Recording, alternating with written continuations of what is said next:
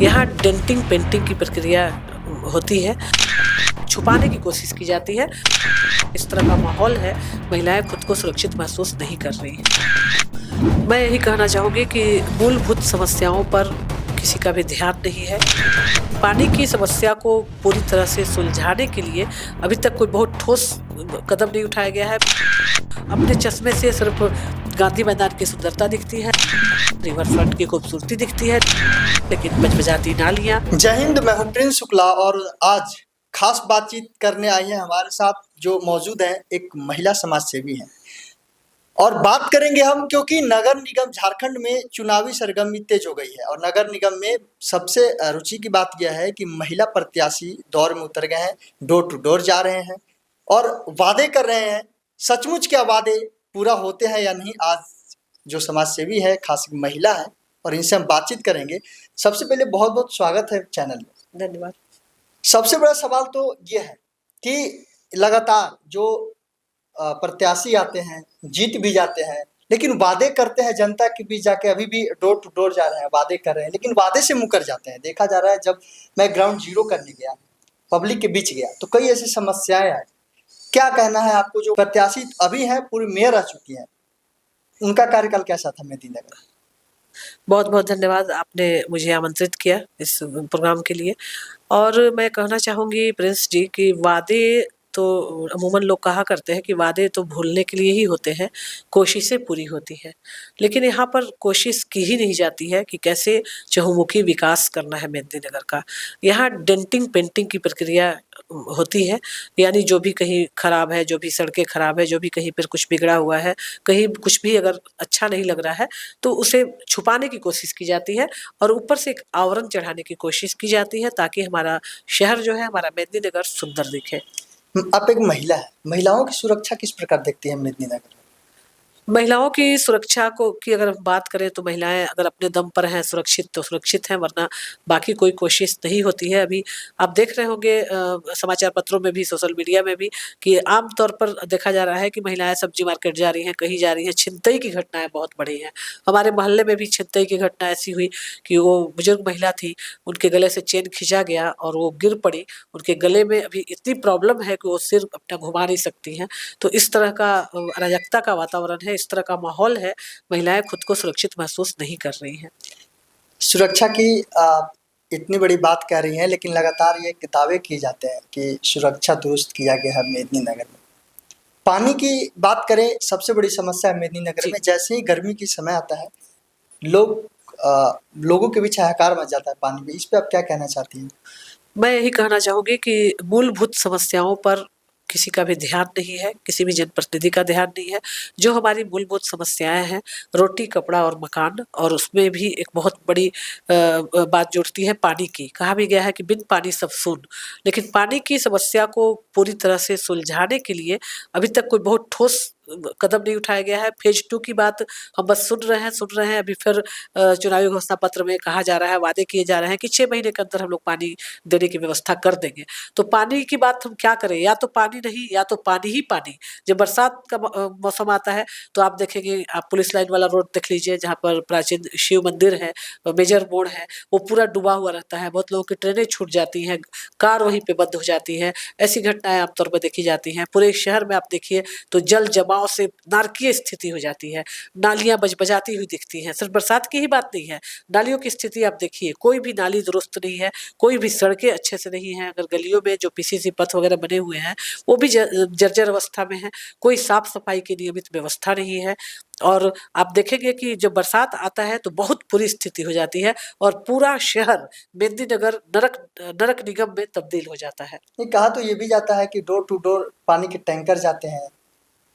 पानी के टैंकर आते हैं कहीं-कहीं पर, लेकिन वो पानी के टैंकर सिर्फ थोड़ी बहुत प्यास बुझा सकते हैं, और भी ज़रूरतें होती हैं। पानी से ही सब काम होता है। सुबह से लेकर शाम तक जो महिलाएँ किचन में होती हैं या फिर जो कपड़े धोती हैं महिलाएँ, उनको पानी की ज़रूरत पड़ती है। सिर्फ पानी से प्यास बुझा लेना, तो जार का भी पानी लेकर लोग जो सक्षम है खरीद कर प्यास बुझा लेते हैं, लेकिन उससे सारे काम नहीं होते हैं। तो पानी की समस्या बहुत बृहत रूप पर गर्मी शुरू होते ही, होली के बाद से ही लोग आप देखेंगे कि बाहर से या तो पानी ले रहे हैं या खुद डेगची लेकर, बाल्टी लेकर, आप भोर से ही आप देखेंगे कि तांता लगा रहता है लोगों का।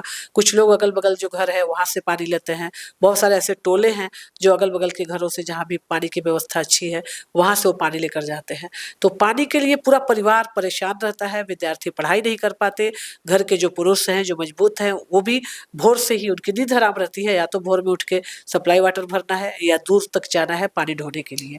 तो यही असली तस्वीर है आप मेदिनीनगर की। साफ-सफाई की बात कर रही थी, लेकिन मेदिनीनगर में ये कहा जाता है कि डोर टू डोर गाड़ी जाती है, नगर निगम की सफाई के लिए ट्रैक्टर्स भी भेजे जाते हैं। इस पे क्या कहना चाहती हैं? डोर टू डोर सफाई कभी-कभार देखी जाती है ऐसा, लेकिन आप शाहपुर पुल जैसे क्रॉस करेंगे, वहाँ पे आप देखे होंगे कि कुछ कूड़े-कचरे का अंबार लगा हुआ है, जो कि कहीं और डंप करने की बात थी, वो भी डंपिंग नहीं हुई उसकी, तो वो भी निगम का ही हिस्सा है। निगम में ही क्यों डंप किया गया है कचरे को?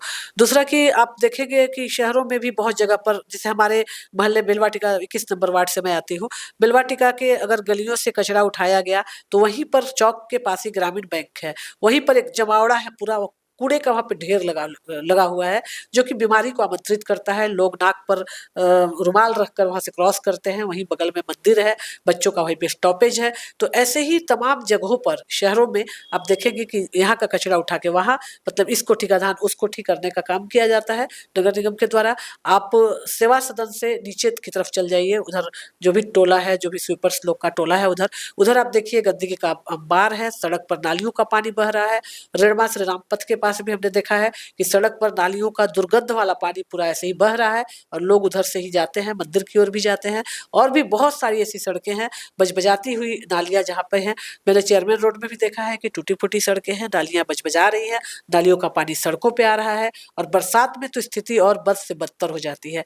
पहाड़ी मोहल्ले में भी हमने देखा है ऐसे दृश्यों को, जो कि आम दृश्य है। तो बहुत लोगों को अपने चश्मे से सिर्फ गांधी मैदान की सुंदरता दिखती है, रिवर फ्रंट की खूबसूरती दिखती है, लेकिन बजबजाती नालियाँ, टूटे हुए सड़कें, गड्ढों के बीच हमारी सड़कें, धूल-धूसरी सड़कें, जाम की समस्या और त्राहिमाम करती हुई जनता नहीं दिखती है।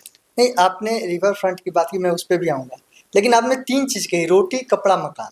मकान तो दिखते हैं, लेकिन ना कहीं रोटी की इतना दिखती है, ना रोटी की बात करें यानी कि बेरोज़गारी। जी। रोज़गार दिखता है, ना ही कपड़ा की बात करें। मकान ज़रूर दिखते हैं, लेकिन ये 2 चीज़ नहीं दिखती। इस पे आप क्या कहना चाहिए? क्योंकि मेदिनीनगर में बेरोज़गारी ज़्यादा है। जी, बिल्कुल। जो बिल्कुल निम्न तबके के लोग हैं, उन लोगों के लिए कपड़े मुहैया कराने का काम मैं करती हूँ, सालों भर मैं करती हूँ, और काफ़ी लाभान्वित है उस वर्ग के लोग हमसे। कपड़ा बैंक हमारा चलता है, 2018 से ही हमने उसे चालू किया है, उसके पहले भी मैं कपड़ा वितरण करती थी। और भी कई संगठन ऐसे हैं जो कपड़े ज़रूरतमंदों तक पहुँचाते हैं, लेकिन उससे तमाम लोगों की जो कपड़े की ज़रूरत है, वो पूरी नहीं होती। तो व्यक्ति को इतना सक्षम बनाया जाए, उन्हें स्वरोज़गार से जोड़ा जाए कि वह खुद सक्षम हो, अपने कपड़े अपने घर के लोगों के लिए कपड़े ले सके और रोटी की भी व्यवस्था कर सके। लेकिन रोज़गार के नाम पर यहाँ कुछ नहीं हुआ। महिलाओं के लिए डांडिया होता है, महिलाओं के लिए फैशन शो आयोजित किए जाते हैं, किट्टी पार्टी जैसे पार्टीज़ आयोजित होती हैं, लेकिन महिलाओं को स्वरोज़गार से जोड़ने के लिए एक भी आयोजन हमने यहाँ पे नहीं देखा। एक भी स्वरोज़गार से जुड़ी हुई महिलाओं को हमने नहीं देखा, जिन्होंने कहा हो कि निगम से जुड़ के या निगम के द्वारा हमें स्वरोज़गार के लिए जगह मुहैया कराया गया, या हमें स्वरोज़गार हेतु ऋण मुहैया कराया गया। जब चैम्बर ऑफ कॉमर्स महिला विंग में मैं अध्यक्षा थी, तो मैंने बहुत अपनी ओर से भरपूर प्रयास किया था कि महिलाओं को जिनमें जो भी हुनर हो, तो मैं उसे बैंक से मुद्रा लोन दिलवा सकूँ, और उन्हें लोन दिलाकर उन्हें दुकान के ज़रिए या फिर घर से ही उन्हें रोज़गार करने के लिए प्रेरित कर सकूँ। आपने डांडिया की बात की। सबसे बड़ा सवाल ये है कि डांडिया में आम लोगों के जाने के लिए परमिशन नहीं था। जी। डांडिया कराया गया। डांडिया में उन्हीं लोगों को क्यों जाना गया जो उन्हीं के जान परिचय के लोग थे? उनके परिचय के लोग थे या उनके लेवल के लोग थे, तो वैसे लोग वहाँ जा सकते हैं। और रही बात गांधी मैदान की, अगर बात होती है विकास का पैमाना गांधी मैदान को अगर देखा जाता है, तो वह भी रोजगार का एक अड्डा है। इनके चहेते ठेकेदार वहाँ पर व्यवसाय करते हैं, इनका भी उसमें शेयर होता है। और उसके साथ ही साथ गांधी मैदान में अगर आम व्यक्ति चाहे तो 10 रुपए के लिए उसकी बेइज्जती की जाती है, फजीहत किया जाता है। एक बार हमसे भी वहाँ के गार्ड ने तू-तू मैं की थी। मैं हालाँकि फ्री जाने की बात कर भी नहीं रही थी, करूँगी भी नहीं।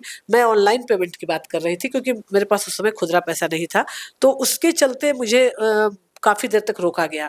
लेकिन इनकी गाड़ियों की लॉन्चिंग वहाँ पे होती है, हज़ारों की भीड़ वहाँ पे होती है। क्या वे सभी टिकट लेकर एंट्री करते हैं? तो दोहरा मापदंड क्यों है? जनता के लिए कुछ और, जनता के सेवक के लिए कुछ और। जो आम जनता के लिए, नगर निगम की जनता के लिए बनाई गई थी, उसमें टैक्स लिया जा रहा है। जी। देख, जगह-जगह पे जाइए पूरे नगर निगम में टैक्स जो वसूली कर लीजिए, जिसमें नगर निगम की देखा जाए कि नाम भी रहता है नगर निगम, लेकिन वो जो ओरिजिनल नगर निगम के पेपर होना चाहिए, जो गाड़ी जहाँ भी लगाइए आप नगर निगम के क्षेत्र में मुझे, उसमें टैक्स लिया जाता है। उस पे क्या कहना चाहते हैं? टैक्स वहाँ भी अवैध वसूली टैक्स की जाती है। उसके अलावे जो भी नए क्षेत्र जो जुड़े हैं, सिगरा, निमिया, बजराहा है, पुरनाडीह है, जो नए क्षेत्र जुड़े हैं, वहाँ भी उन लोगों से भी टैक्स लिया जाता है। वो जनता बिल्कुल ग्रामीण है, बहुत गरीबी है वहाँ पे, बेरोजगारी है वहाँ पे, और निगम की कोई भी सुविधा उनको मुहैया नहीं हो रही है।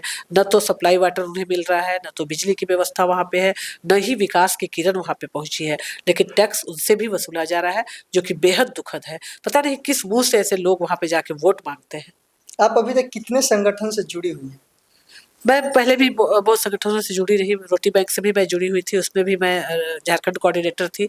उसके बाद मैंने अपनी खुद की संस्था बनाई, वरदान चैरिटेबल ट्रस्ट, और अभी मैं इस ट्रस्ट की सचिव हूँ।